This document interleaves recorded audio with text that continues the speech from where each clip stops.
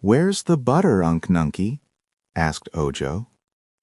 Unc looked out of the window and stroked his long beard. Then he turned to the Munchkin boy and shook his head. "Isn't," said he. "Isn't any butter? That's too bad, Unc. Where's the jam, then?" inquired Ojo, standing on a stool so he could look through all the shelves of the cupboard. But Unc Nunkie shook his head again. "Gone," he said. "No jam either? And no cake, no jelly, no apples, nothing but bread?" "All," said Unc, again stroking his beard as he gazed from the window. The little boy brought the stool and sat beside his uncle, munching the dry bread slowly and seeming in deep thought. "Nothing grows in our yard but the bread tree," he mused, "and there are only 2 more loaves on that tree, and they're not ripe yet. Tell me, Unc, why are we so poor?" The old Munchkin turned and looked at Ojo. He had kindly eyes, but he hadn't smiled or laughed in so long that the boy had forgotten that Unc Nunkie could look any other way than solemn. And Unc never spoke any more words than he was obliged to, so his little nephew, who lived alone with him, had learned to understand a great deal from one word. "Why are we so poor, Unc?" repeated the boy. "Not," said the old Munchkin. "I think we are," declared Ojo. "What have we got?"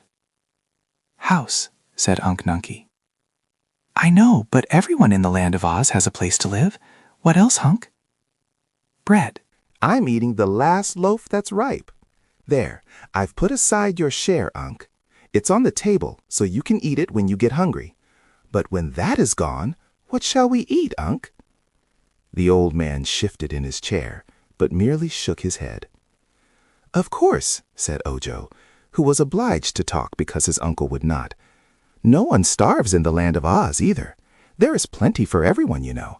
Only, if it isn't just where you happen to be, you must go where it is." The aged Munchkin wriggled again and stared at his small nephew as if disturbed by his argument.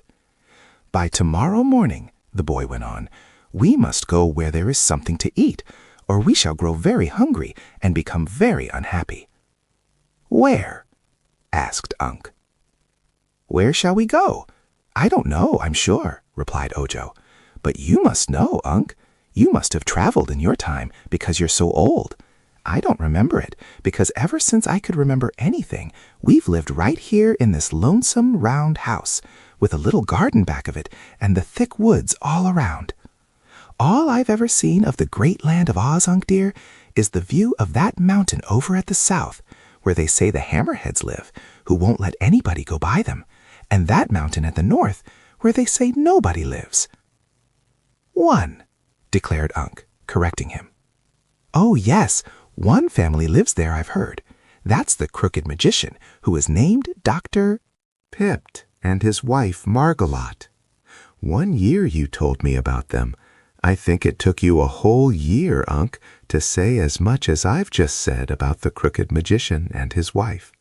They live high up on the mountain, and the good Munchkin country, where the fruits and flowers grow, is just the other side. It's funny you and I should live here all alone in the middle of the forest, isn't it?"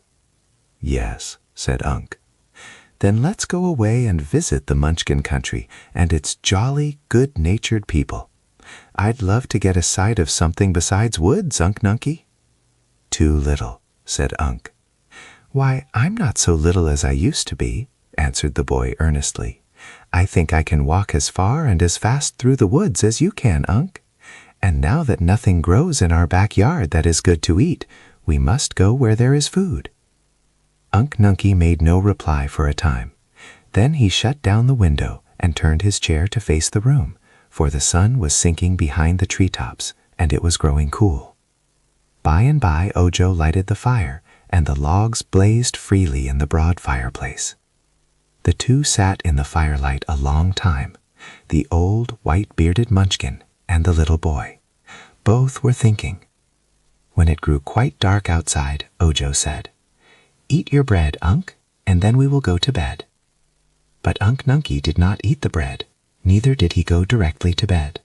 Long after his little nephew was sound asleep in the corner of the room, the old man sat by the fire, thinking.